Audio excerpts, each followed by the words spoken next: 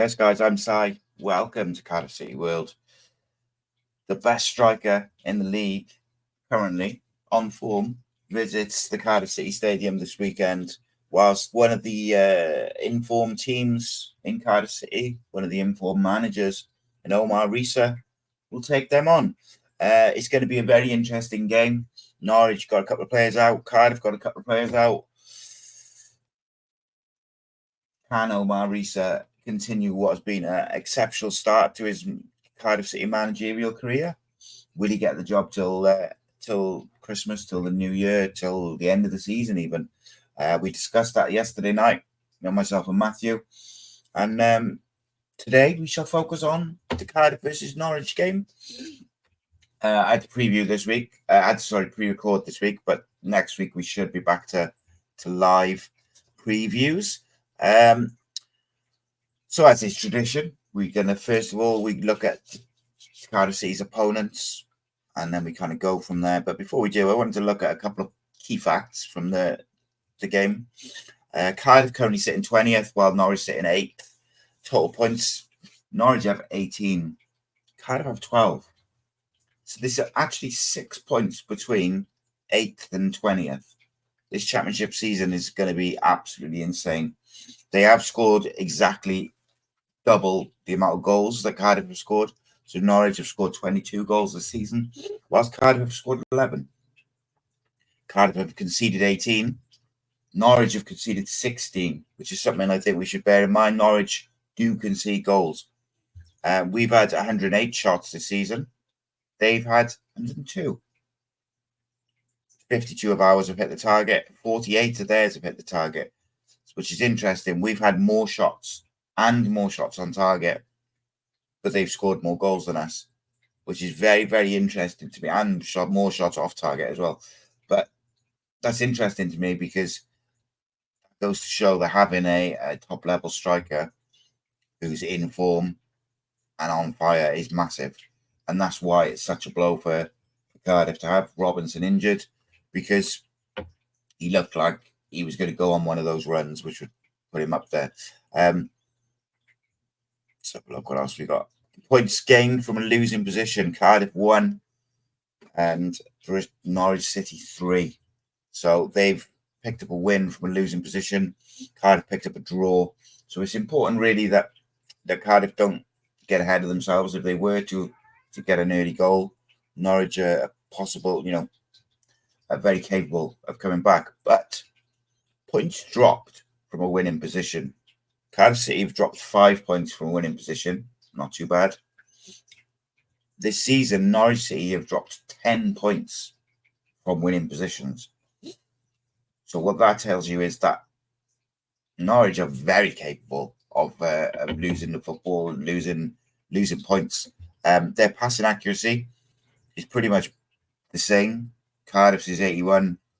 Norwich is 85. So from a statistical point of view, general statistics, they're quite evenly matched, really, considering, Norwich are much higher up in the league.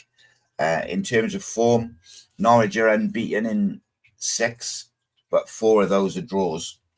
Cardiff, on the other hand, unbeaten in 5. 3 of those are wins. 2 of those are draws. So you'd argue that Cardiff is probably the form team at the moment. But what's interesting is we're going to obviously have a look at Norwich now. Is when we have a look at their opponents played. So in previous games, or the previous sort of 5 games, 6 games that I mentioned there, where they have picked up a lot of draws, they've played Middlesbrough, obviously a very good team. They drew 3-3 with them. And then, let's have a look. Let's have a look. Bloody page is not loading. They drew 3-3 with Middlesbrough, 2-2 with Preston North End, 1-1 with Stoke. They did beat Hull 4-0, which is really interesting. That was at Norwich. And then they also drew with Leeds United. So they have played some top opposition in the Championship in that period. But they've only kept one clean sheet, which was away at home to Hull. They conceded 3 at home to Middlesbrough, 2 away to Preston, 1 to Stoke, and 1 to Leeds. So there will be opportunities for Cardiff City if they continue to play the way that they have been. In terms of Norwich City, they have got some players out. Their captain is suspended following a red card. McLean got sent off right at the end of the game against Middlesbrough, which is a big problem for them, I think. Yes, they have an exceptional squad that can, fill in. But when your captain is your central midfielder who sits in that 4-3-3, and it's not a 4-2-1, 4-2-3-1, it's a more of a traditional 4-3-3. That central midfielder in McLean is such an important player. So it will be interesting to see how they combat that. I'm sure they'll find a way. But let's dig into Norwich City. Cardiff City play host to Norwich City on Saturday afternoon, 3:00 kickoff, looking to continue their renaissance. And of course, Norwich City, who are in 8th, will be looking to build and push towards those playoffs and continue their good form.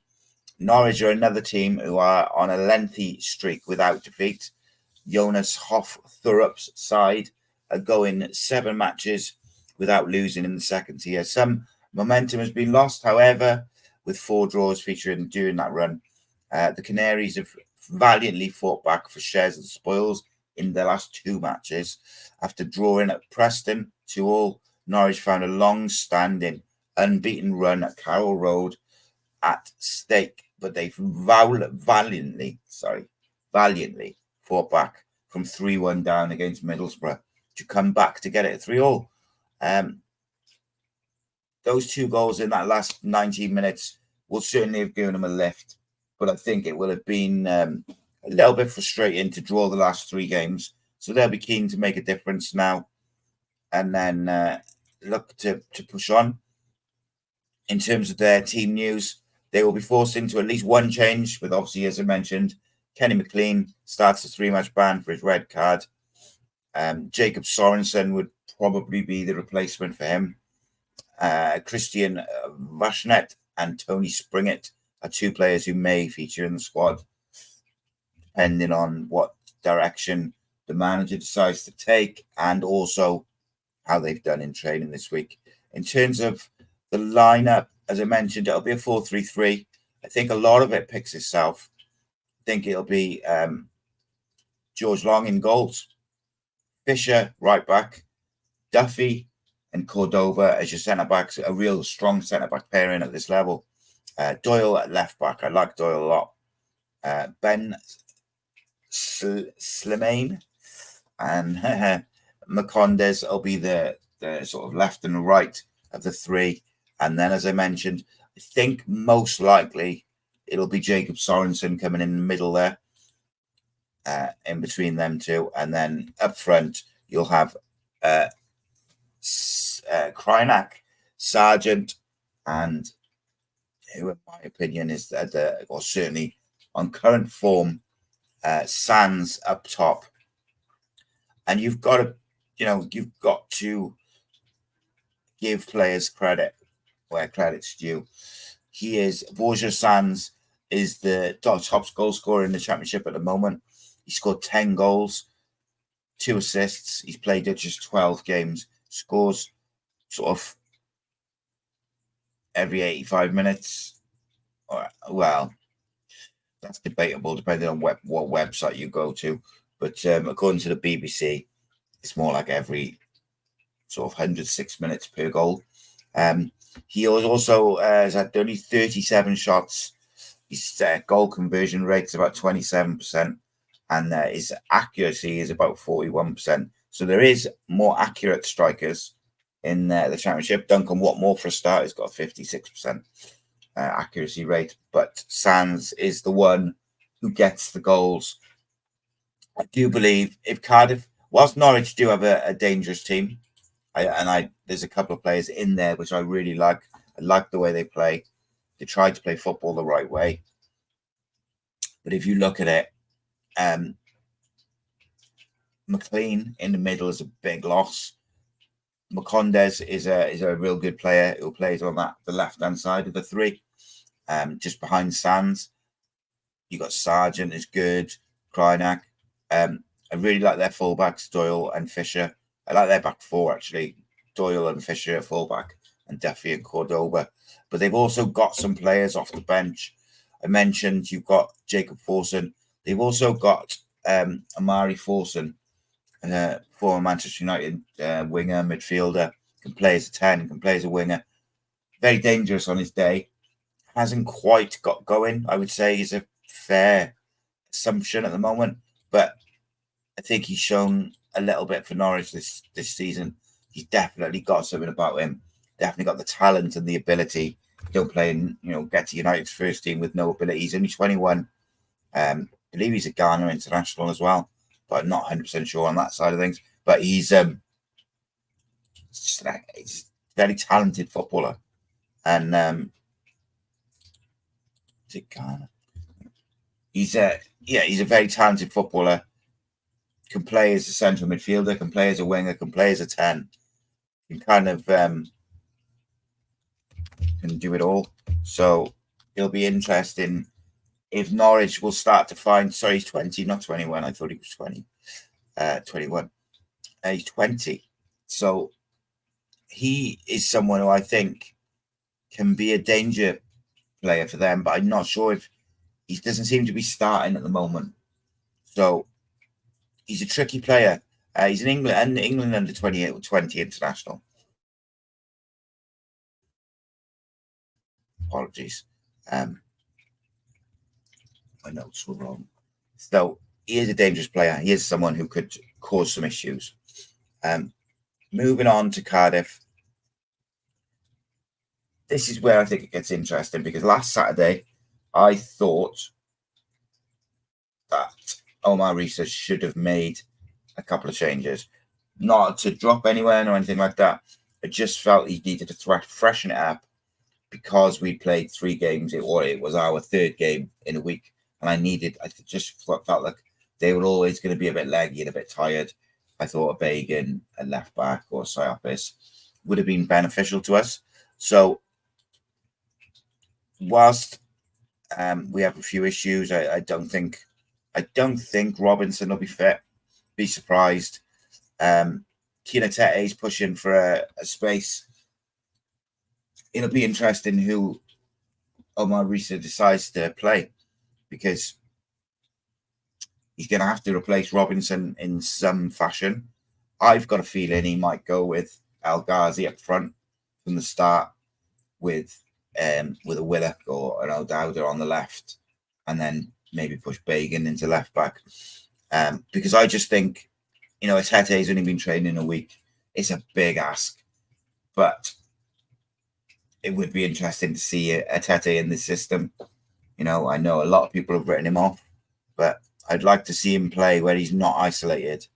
I'm not saying that he is going to be able to rescue his Cardiff career, but I would like to see what he can do. So let's have a little look at what I think Cardiff will do with this game. I largely expect the side to be the same structure, same formation, same, pretty much everything. I just think there'll be 1 or 2 little tweaks, and I don't think it'll be much. If you're asking me, would I expect him to ring any changes like Errol Bullock used to?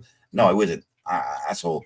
I think one of his strengths has been keeping the same structure all the way through, same lineup. This would be if he played the same 11 again, this would be the 4th game in a row he's played the same 11. I don't think we can play the same 11, because I believe Robinson's injured. So unless he makes a remarkable recovery, you'd expect him, to not make it. So it'll be Jack Arnold in goal.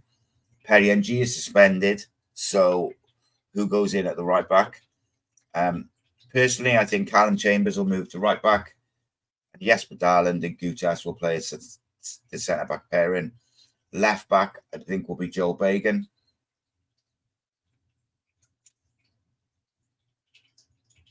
Because I think O'Dowda will move up to that left-hand wing position. I think Robertson and Turnbull will continue their fantastic midfield pairing.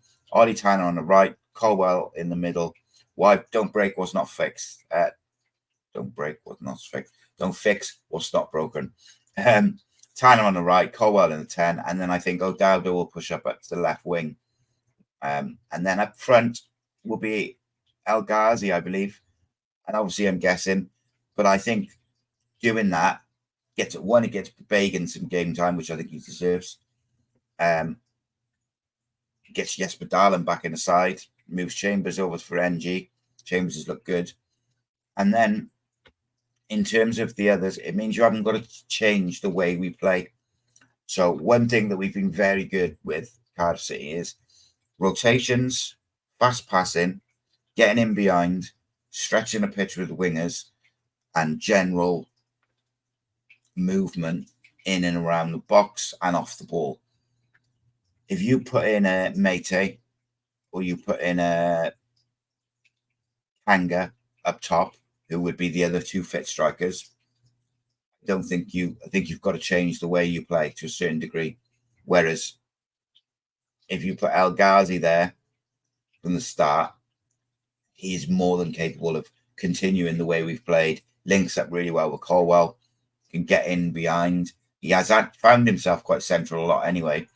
I also think it adds the bonus of getting O'Dowda up the pitch a bit further. Like I mentioned, Joel Bagan as well. And then I think I expect a Tete to come in on the bench. Looking at the bench from last week, this isn't what I would do, by the way, but this is what I expect to happen. I would expect him to be on the bench instead of Rinamoto if there's no other injuries. But that's not what I would do. Like I'd take Kanga off the bench and have a Tete there. I would take Rinamoto off the bench and have Kepaki out in there. That would be my two changes to the bench. Look, at the end of the day, Cardiff have got two changes they have to is enforced. They have a right back change and a central striker change. If he wants to keep everyone in the same place, if he wants to keep everyone else in the same place and not change the team other than those changes, then he'll probably bring in Kanga for Robinson and Will Fish for NG because they're like for like changes. Unless he was to go with a Kepaki out at right back, which I'd be thrilled by. I just don't think he will start a Kepaki. Be absolutely delighted to see Kepaki starting. And O'Dowda stay at left back on the other side. So you've got two really attacking fullbacks because I think that gets the best out of El Ghazi, Tanner, Colwell, and the rest of them. But I also think that he's probably going to want to get Jesper Darlin in sooner than later. So it makes a lot of sense to shift Chambers over to the right back position and do it there. Danger man for Cardiff City. I'm going to go with David Turnbull. Been very, very impressed with him recently. Been very impressed with his technical abilities and all the things that we were excited to see. We're really starting to see come to fruition. And I'm one who really likes Siopis. I think Siopis and Robertson could be a really good partnership. But at the moment, out of all the different midfield combinations that we can do, I believe that Turnbull and Robertson is the best one. And it looks quality at the moment. It's getting lots of energy, lots of good technical ability, lots of passing, lots of breaking of the lines with passes and movement. You've got Ruben Colwell just in front, and you've got a strong centre-back pairing behind. Now, if Gutas and Chambers were to start finding similar form to the early season under Errol Bullitt, then I think this midfield pairing is much more dangerous defensively for us because it is quite an attacking midfield pairing. But Cardiff have got a really deep bench defensively. It's the attacking options that are problems, really. You've got Alnwick, you've got Bagan, Darlin, Will Fish, Ethan Halworth, Rinamoto and Siopis as your kind of defensive options last week. And then you've got Willock, Mate, Kanga as your attacking options. Now, for me, I would rather that bench is made up of a fullback, a centre-back, a utility player, a defensive or a midfielder who's capable of playing as a 6. And then the rest, so that's 4 players, a keeper 5, and then the other sort of 4 players, 5 players, whatever it is, be attacking options. Like, I think you should have as much creativity and as much pace and attacking options on the bench as possible. Even if you don't use them, you need to have those options because that's what wins you games. Yes, you need clean sheets and all the rest of it. But generally speaking, if you've got to make a defensive sub, it's either to close the game out right at the end or you've had an injury. The defense that starts the game is going to be what, generally speaking, keeps you a clean sheet. Whereas attacking-wise, you really need options. You need creativity. You need people who can change games. And too often we have a lot of defensive options on the bench, especially at home. Like at home, I want to see some of these youngsters on the bench. Reindorf, Pacquiao, whoever, just get some of them on there. Give the manager plenty of options so that we can really, if plan A is not working, let's have a plan B, plan C. And this is where I think a tactical manager, a tactical assistant for Omar Rhys, if he's going to stay till the end of the season, this is where I said last night, it doesn't have to be someone who's super, super experienced, but it has to be someone who's tactically special. And we'll see if how that sort of comes about and turns around. But I've been very, very impressed with Omar Rhys so far. And I quite fancy Cardiff to get 3 points tomorrow. I think it's going to be very difficult. I think Norwich are a hard team to play. But I also think they're having a little bit of a wobble at the moment. So I'm going to go with Cardiff. I went Cardiff 1-0 on the Rhodri Giggs show yesterday. But I actually think Cardiff been scoring goals for fun. And I got a feeling we might score more than one. So I'm actually going to go 2-1 to Cardiff. Cardiff's man to watch, not David Turnbull. And Norwich's person to watch is obviously Signs off that wing. But I would keep an eye on Omari Forson if he's on the bench or if he does get a start out wide because he's got something about him. And he hasn't really been in the starting 11 so far this season. But I think he can cause some issues. Guys, it's been an absolute pleasure as always. I do apologize that it's recorded preview. I know we put out a lot of recorded live previews. We put a load of content free 7 days a week at the end of the day. But I do like that Friday night hangout and the Friday night chat with you all whilst doing the preview. But it wasn't to be this week. However, obviously, with the fixtures come thick and fast in the championship, and we will continue to give content right over, all the way over Christmas. The content will be continuing.